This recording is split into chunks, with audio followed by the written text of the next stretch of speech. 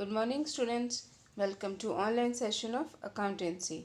In previous videos we have studied about few basics accounting terms. In this class we are going to understand about the left out accounting terms. First of all we are having term that is point 18, revenue from operation. Revenue from operation means revenue earned by an enterprise. So here enterprise can be a firm or a company.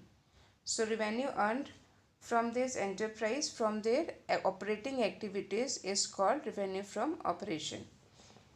Revenue from operation is termed in Schedule 3rd of the Companies Act 2013. I like a format in which that format of balance sheet and statement of profit is given. Now example is here. With the help of this example we will understand about revenue from operation. Now as you know there are two types of enterprises, non-financial enterprises and financial enterprises. Non-financial enterprises mean that enterprises which are having that activities of purchasing or converting into final goods like that.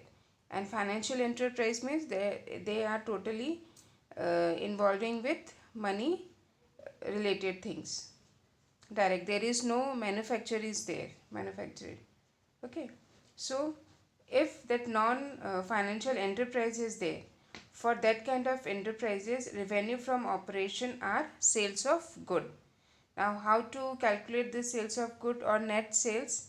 Formula is sales minus sales return. Now that will be considered as sale of good and revenue from operation. Second, sale of services also. Now if that enterprise is financial enterprise, then for them revenue from operation will be interest earned and dividend received. 19th is goods. Now goods are the physical items. Physical means which are having physical existence or which things which we can see or touch. So all that things or items which are having physical existence related to trade that are purchased to be sold. Now this term is used to all the items which are included in any sale or purchase of a business. Now they are the stock in trade of an enterprise. They are purchased or manufactured with the purpose of selling. Means either they have been purchased for direct sale or they have purchased and that enterprise they are doing some changes in that particular things and after that they are selling it out. Now understand with the help of example. Suppose there is a party or enterprise which is dealing in home appliances. Home appliances like TV, fridge, ACs. So for this enterprise this TV, fridge or AC will be goods. And if suppose any stationery is there, so that items related like pencil, pen, eraser, books, all these items will be considered as goods for this stationery. Next is stock or inventory. Now this stock or inventory is an tangible assets, means which are having physical existence or which we can see or touch. Now all the tangible assets which are held by enterprise for the purpose of sale in ordinary course of business or for the purpose of using it in the production of goods meant for sale. Means there are two kinds of stocks. First, that enterprise they are having for the direct sale, as they will purchase it and after that they will sell. Another is they are purchasing that particular product for the production of goods and after production they will sell them. Now the stock or inventory are of two kinds. First, opening stock or opening inventory. Second is closing stock or closing inventory. Now we'll understand about this both kinds of stock here. First, opening stock. So this opening stock is the stock in hand in the beginning of the accounting year. Whenever an enterprise they will start recording or start maintaining accountings or books of accounts, that they will record the stock in hand as their opening stock. Now from where this amount will be or information will be taken? So for this opening stock, they will see the previous accounts. In the previous accounts, at the end of that previous accounting year, that will be the that there it will be closing stock, and that closing stock will be taken as opening stock for the current or next year. Next is closing stock. It is the stock in hand at the end of the current accounting period. Now when this in an current accounting period, when there is end of that accounting year, the stock which will be there in hand, that will be considered as closing stock. Now these are further divided into three kinds.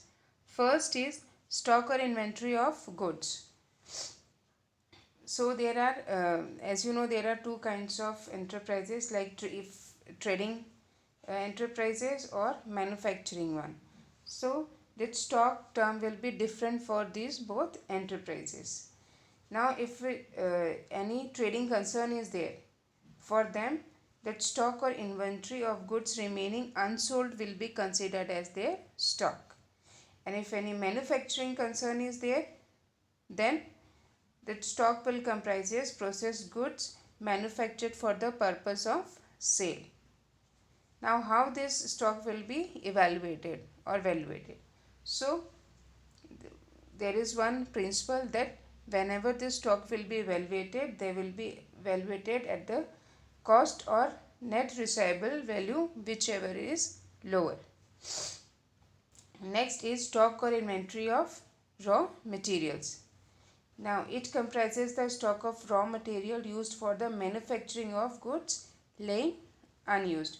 Understand with the help of example.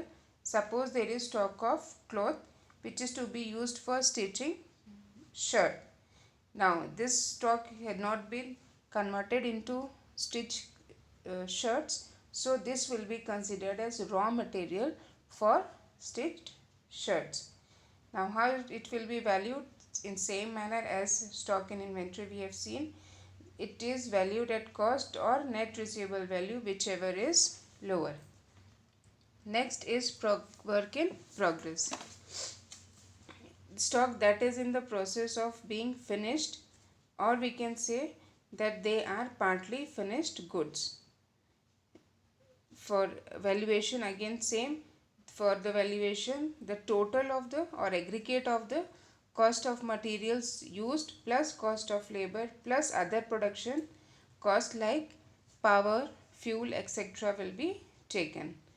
Now this inventory will be shown in the balance sheet as current assets, and it is valued on the basis of cost or net realizable value, that is market price, whichever is lower principal. Next is 21st, trade receivables. It is the amount receivable for sale of goods or services rendered in the ordinary course of business, and it is the amount due from the customers of the enterprise.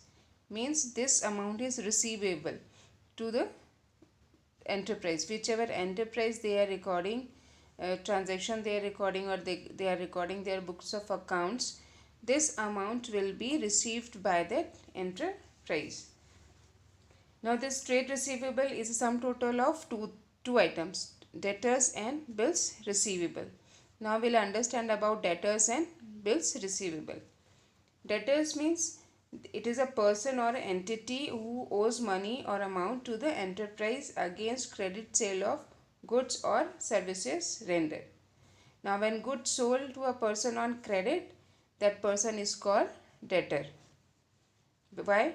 Because he owes that much amount to the enterprise. Next is bills receivable. Bills receivable means a bill of exchange accepted by a debtor, the amount of which will be received on the specified date. So first we'll understand the meaning of bill of exchange. Bill of exchange is a written order to a person requiring them to make a specified payment to the signatory or the named payee. So this is bill of exchange. This is of two types, bills receivable and bills payable. So trade receivable, it includes debtors and bills receivable. So bills receivable is a kind of bill exchange that is accepted by a debtor, that on particular date, whichever date is specified there, on that particular date and particular amount will be paid to the named payer.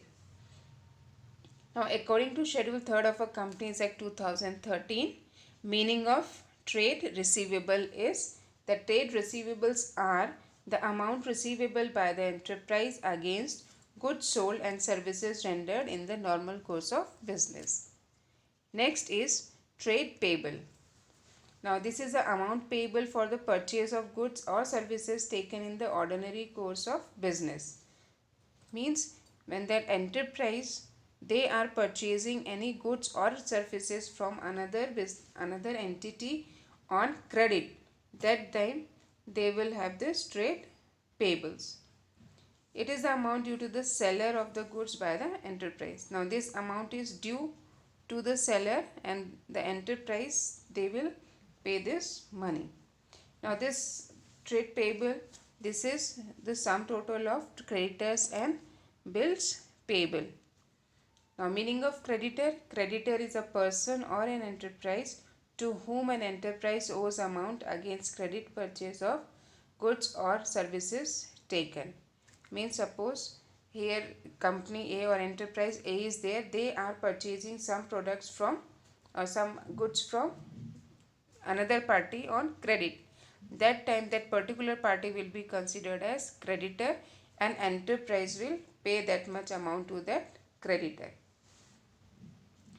Bills payable.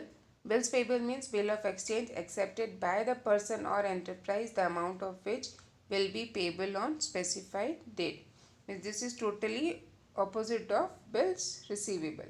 Bills payable, a kind of exchange, bill of exchange or written document. According to that, now this enterprise, they have to pay that particular amount on that specified date. Now, according to Schedule 3rd of the Companies Act 2013, meaning of trade payable is that trade payables are the amounts payable by the enterprise against goods purchased and services taken in the normal course of business. Next is cost. Now, cost is the amount of expenditure that is incurred or on attributable or that is belonging to a specified article, product or activity. 24th, voucher. Voucher is prepared for the purpose of recording business transaction in the books of accounts. Now this voucher is an evidence of a business transaction. Some examples are given here. First is cash memo. Now this cash memo voucher will be given at the time of cash purchase or sale. Invoice or bill, that is at the time of credit purchase or sale. Receipt at the time of receiving money. Debit credit notes, whenever that there is purchase return or sale return is there, that time this voucher will be issued. Next is discount.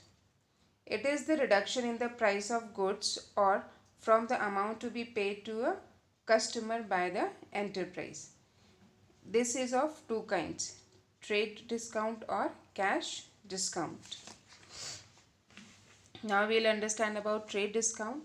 So trade discounts is the reduction in the price by the seller to the purchaser, and this is because of the purchasing of certain quantity or value.